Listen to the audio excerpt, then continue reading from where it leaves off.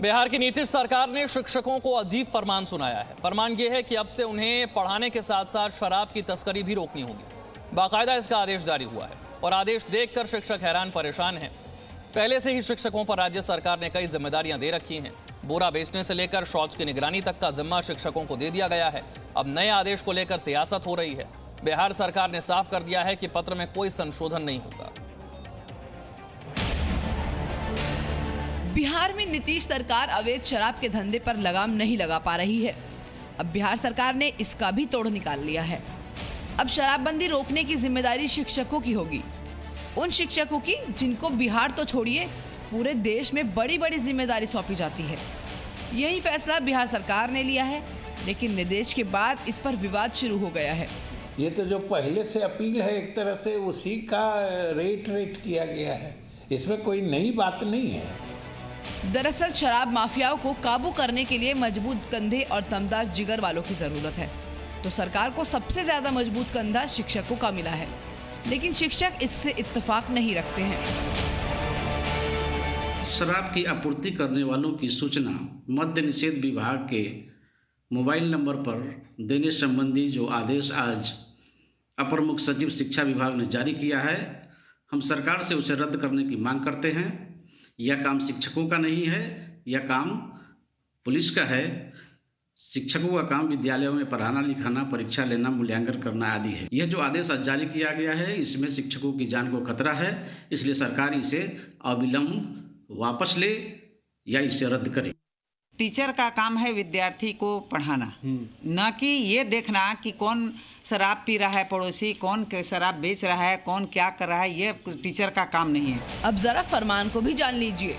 आदेश में कहा गया है कि सभी सरकारी स्कूल के शिक्षकों और संरक्षकों को शराब माफिया और शराब पीने वालों की जानकारी मद्य निषेध विभाग को देनी होगी, जिसमें साफ तौर पर मोबाइल नंबर भी दिया गया है। विभाग के शिक्षा सचिव की तरफ से जारी आदेश में कहा गया है कि बिहार के उच्च मध्य प्राथमिक विद्यालयों और तालीमी मरकज के अलावा बिहार के सभी शिक्षा समितियों, शिक्षकों, प्रधानाध्यापकों, शिक्षिकाओं, शिक्षा सेविकाओं को और शिक्षा सेवियों को सरकार के इस आदेश का पालन करना होगा।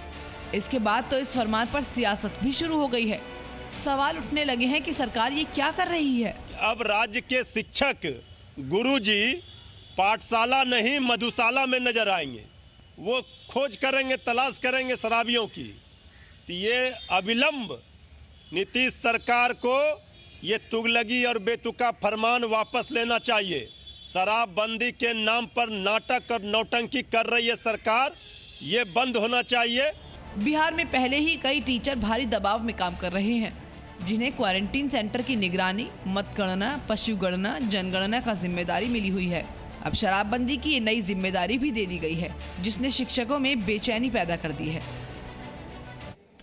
मेरे सहयोगी ब्रजेश और जानकारी के साथ मेरे साथ जुड़ गए हैं। ब्रजेश, जरा समझाइए कि इस बिहार सरकार का आदेश शिक्षकों को लेकर है क्या और उसे लेकर इतना बवाल क्यों मचा हुआ है? देखिए, इसमें साफ साफ विशाल ये कहा गया है कि जो भी शिक्षक है वो स्कूल में जाते हैं, उनको अब उसकी निगरानी भी करनी है कि आसपास के इलाके में कोई शराब माफिया एक्टिव है कि नहीं है, कोई शराब पी के घूम रहा है, उसको भी अब गुरुजी जो है वो मद्य निषेध विभाग को उसकी जानकारी देनी है। इस तमाम तरह की चीजें हैं जो बिल्कुल आप कह सकते हैं कि शिक्षकों को नापसंद है। शिक्षक भड़के हुए हैं कि उनके ऊपर पहले से ही तमाम जिम्मेवारियां हैं, उसके अलावा एक और जिम्मेवारी उनके कंधों पे लाद दी गई है।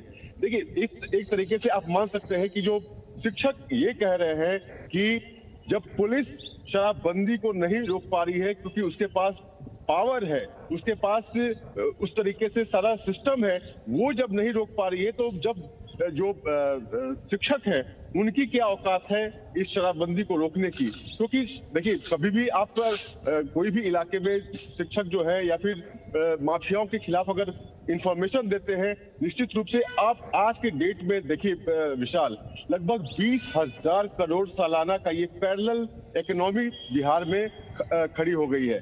जो माफिया है वो 20,000 करोड़ की इकोनॉमी पैरेलल खड़ी कर चुके हैं और इसको बचाने के लिए वो बाकायदा अत्याधुनिक हथियारों से लैस हो गए हैं। एक पूरा गैंग, एक पूरा रैकेट बिहार में बन चुका है और इससे मुकाबला लेना, लोहा लेना आसान नहीं है।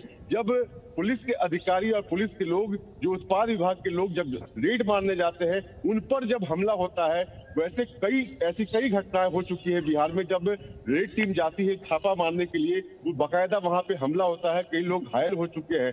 तो इस तमाम तरह की चीजें, उसमें गुरुजी लोगों की क्या बिसात है।